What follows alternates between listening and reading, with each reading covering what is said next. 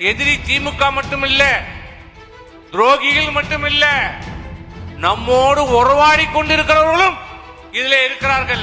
அதில் தான் நம்ம ரொம்ப எதிரி நமக்கு யார் என்று தெரியும்.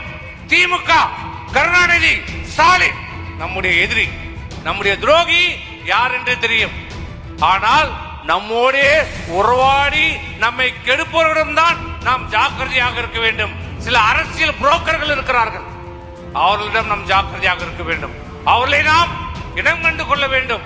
பல்வேறு சூழ்ச்சிகள், பல்வேறு சதி திட்டங்களை தீட்டினாலும் அதிகார பலம், ஆட்சி பலம், பண பலம் இத்தனையும் மீறி, இத்தனையும் முறியடித்து இந்த ஆட்சியை, இந்த கட்சியை இன்றைக்கு நிலைநிறுத்தி அனைத்து இந்திய அண்ணா திராவிட முன்னேற்ற எவனாலும் எந்த கொம்பனாலும் ஆட்டவோ அசைக்கவோ முடியாது என்ற நிலைக்கு இன்னைக்கு நம்முடைய எடப்பாடியார் இன்னைக்கு கொண்டு வந்திருக்கிறார். இதே அண்ணா திமுகவுக்கு ஏற்பட்ட ஒரு நிலைமை திராவிட முன்னேற்றத்துக்கு ஸ்டாலினுக்கு வந்திருந்தால், அந்த துண்டு சீட்டு ஸ்டாலினுக்கு வந்திருந்தால் நிலைமை என்ன?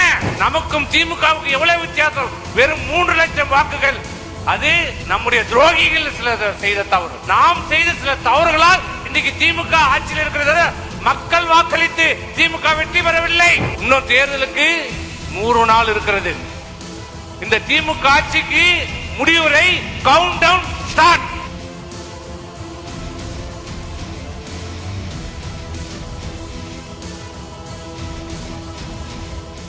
இன்றைக்கு இந்த 2025 செயற்குழு அனைவரும் சொன்னீர்கள், இது வரலாற்று சிறப்புமிக்க ஒரு பொதுக்குழு என்று.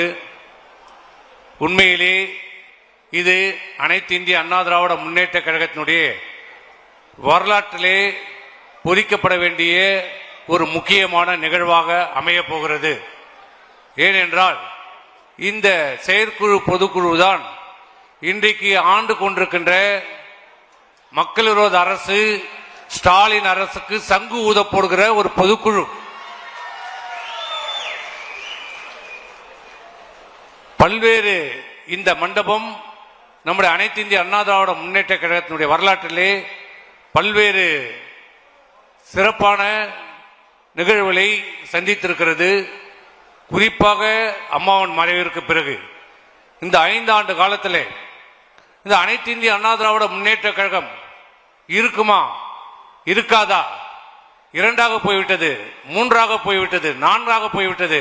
அவர் போய்விட்டார், இவர் போய்விட்டார். அதனால் இந்த இயக்கம் காணாமல் போய்விடும், வெற்றி பெறாது, வெற்றி பெறுவதற்கு வாய்ப்பே இல்லை என்று தினந்தோறும் இந்த ஆளும் திராவிட முன்னேற்ற கழக அரசு, ஸ்டாலினுடைய அரசு பல்வேறு பொய்யான கட்டுக்கதைகளை இன்றைக்கு பரப்பிக் கொண்டு வந்திருக்கிறது. அதற்கு துணையாக இந்த ஊடகங்களும் பத்திரிகை துறையிலும் முழுமையாக விலை போய் அனைத்து இந்திய, இப்போது மட்டுமல்ல, ஏதோ அனைத்து இந்திய அண்ணா திராவிட முன்னேற்ற கழகத்தை மாண்புமிகு அம்மாவுடைய மறைவிற்கு பிறகு இந்த 5 ஆண்டு காலத்தில் தான் நம்மை கல்லெறிகிறார்கள் என்றில்லை.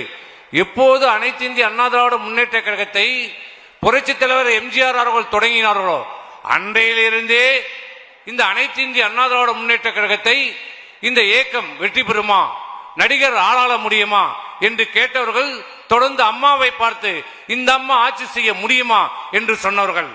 அம்மாவின் மறைவிற்கு பிறகு இந்த இயக்கம் இருக்காது, இந்த ஆட்சி இருக்காது, எடப்பாடிக்கு ஆள தெரியுமா, நிர்வாகம் தெரியுமா என்று கேட்டவர்கள் மத்தியிலே 4.5 ஆண்டு காலம் சிறப்பான ஒரு ஆட்சியை, சிறப்பான ஆட்சி மட்டுமில்ல,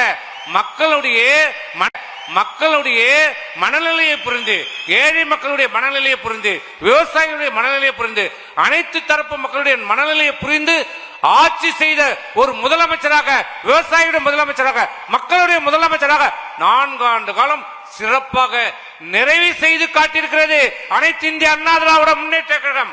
இதுதான் அண்ணா திமுகவுடைய சரித்திரம்.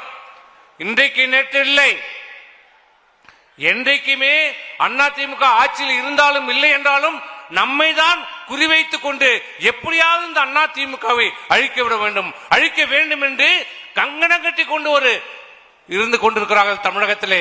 இதிலே எதிரி திமுக மட்டுமில்ல, துரோகிகள் மட்டுமில்ல, நம்மோடு உறவாடி கொண்டிருக்கிறவர்களும் இதிலே இருக்கிறார்கள். அதில் தான் நம்ம ரொம்ப எதிரி நமக்கு யார் என்று தெரியும். திமுக, கருணாநிதி, ஸ்டாலின் நம்முடைய எதிரி, நம்முடைய துரோகி யார் என்று தெரியும்.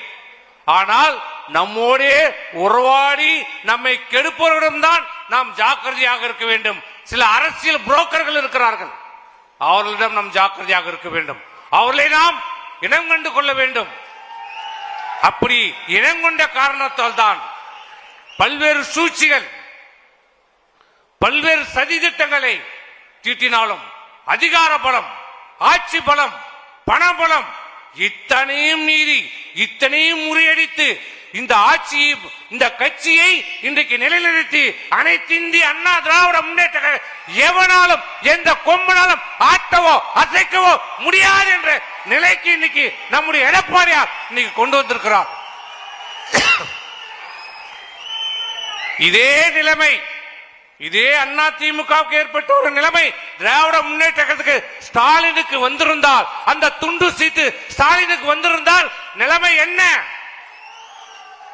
ஆனால் இப்படிப்பட்ட இயக்கத்தை இன்றைக்கு சில பத்திரிகைகளிலும் ஊடகங்களிலும் கணிப்பு என்ற பெயரிலே, கருத்து கணிப்பு என்ற பெயரிலே இன்றைக்கு செய்தி வெளியிட்டுக் கொண்டிருக்கிறது.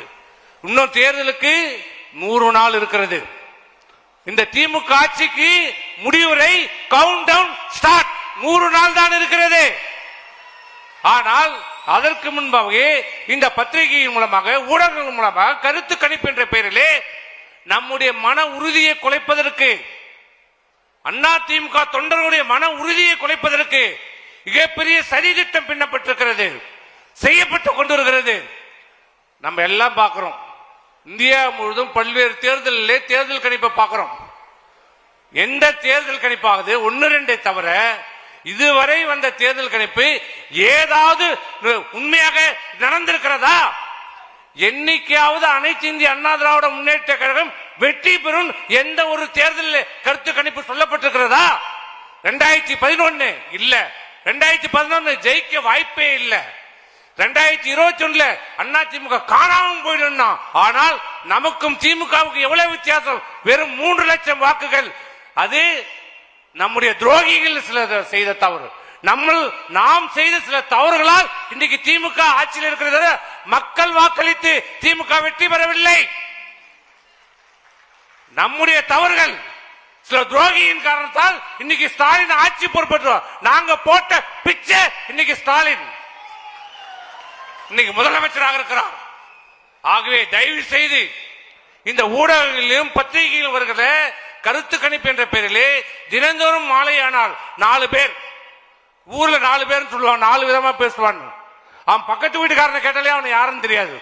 கவுன்சிலர் ஓட்டுல நின்னா வாங்க மாட்டான், அவன் பேசுவான். நான் பார்த்து விட்டேன், நான் கேள்விப்பட்டு விட்டேன். என்னிடம் சொன்னார், இவங்கிட்ட தான் வந்து அமித்ஷா சொன்னார். விளக்கு வச்சு பார்த்தவனுங்க பக்கத்திலே, அப்படியே விளக்கு வச்சு பிடிச்சி பார்த்தவனுங்க சொல்லுவானுங்க, அண்ணா திமுக இது நடந்து விட்டது, அது நடந்து விட்டது. சண்முகம் இன்றி வெளியேறுகிறார், தங்கமணி போகிறார். எங்கயா போனோம்? உயிருள்ள வரை இந்த அனைத்து இந்திய அண்ணா திராவிட முன்னேற்றம் இது எங்க கட்சி, எங்க கட்சிடா இது. அண்ணா திமுக தொண்டர்கள் நிரம்பிய கட்சி, தொண்டர்களால் தொடங்கப்பட்ட கட்சி, தொண்டர்களுக்காக செயல்படுகிற ஒரு இயக்கம். இது கோபாலபுரத்து குடும்பம் இல்ல, திமுக இல்ல, இது அண்ணா திமுக. ஆகவே தயவு செய்து மன உறுதியோடு இருங்க, நம்பிக்கையோடு இருங்க. உங்கள் தைரியம், உங்க மன உறுதிதான் அண்ணா திமுகவை எடப்பாடியார் 2024 மீண்டும் தமிழ்நாட்டுடைய முதலமைச்சராக நாம் அமர வைக்க வேண்டும் என்பது கூறி விடைபெறுகிறேன். நன்றி, வணக்கம்.